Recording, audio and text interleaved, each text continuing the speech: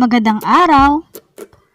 Ang ating pag-aaralan sa araw na ito ay patungkol sa pagkilala at pagguhit ng line of symmetry sa mga hugis sa kapaligiran at sa mga disenyo. Sa pagtatapos ng ating aralin, ating matutukoy at makikilala ang symmetry sa kapaligiran at sa mga disenyo. Gayun din, matutukoy at maiguguhit ang line of symmetry sa mga hugis na simetriko.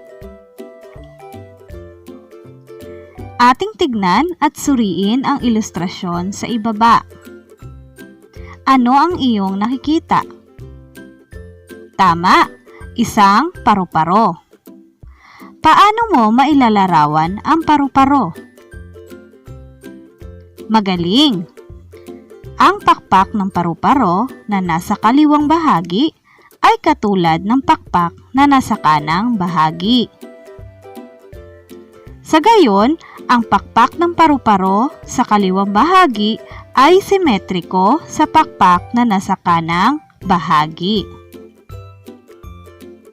Ang isang bagay o hugis na hinati sa gitna at nagkaroon ng dalawang magkaparehong bahagi ay nagpapakita ng symmetry. Katulad na lamang ng paru-paro, kung atin itong hahatiin sa gitna, mapapansin natin na nagkaroon siya ng dalawang magkaparehong bahagi. Ang dotted line na naghihiwalay sa mga bahagi na ito ay pwede nating tawaging line of symmetry. Ito ay maaaring pahilis, patayo, o pahiga.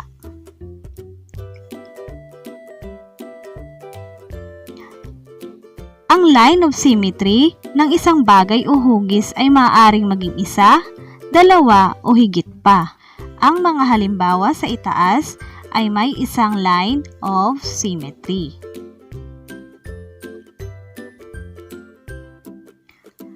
Ang mga halimbawa naman na ito ay may dalawang line of symmetry.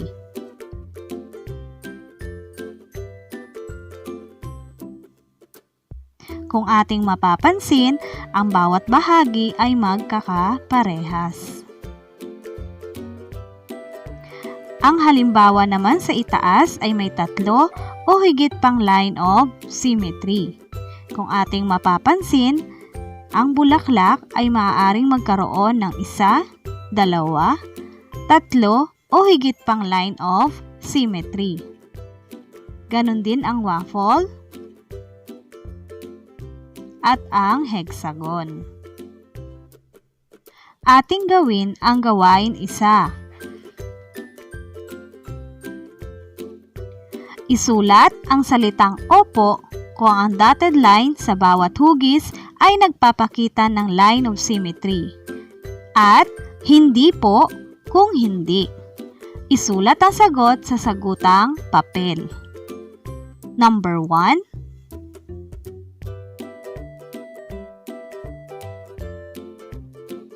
Tama.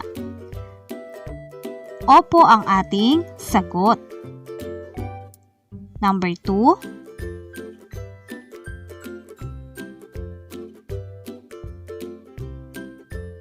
Magaling!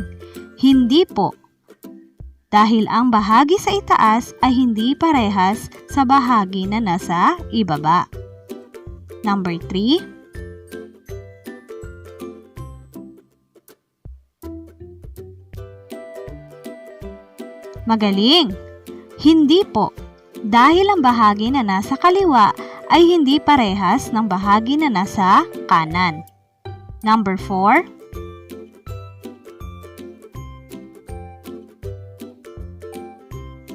Tama. Opo. Number 5.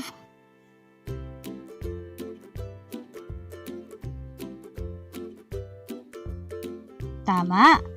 Opo. Dahil ang bahagi na nasa kanan ay parehas ng bahagi na nasa kaliwa. Magaling! Ngayon naman, gawin natin ang gawain ikalawa. Iguhit ang line of symmetry sa mga sumusunod na figure.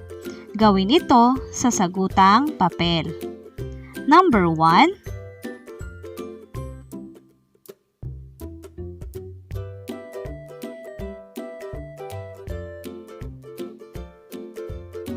Kung ang iyong sagot ay mayroong 1, 2, 3 o higit pang line of symmetry, ikaw ay tama. Dahil ang square ay maaaring magkaroon ng 3 o higit pang line of symmetry. Number 2.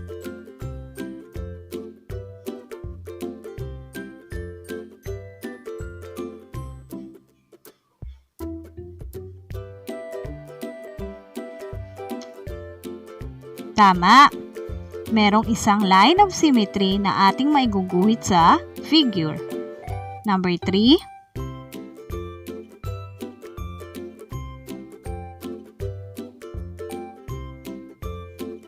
Tama. Isa rin ang ating maiguguhit na line of symmetry.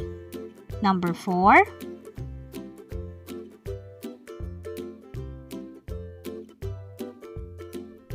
Magaling. Isa rin line of symmetry ang ating maaaring iguhit.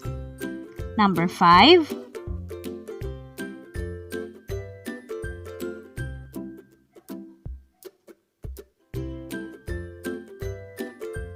Tama, isang line of symmetry.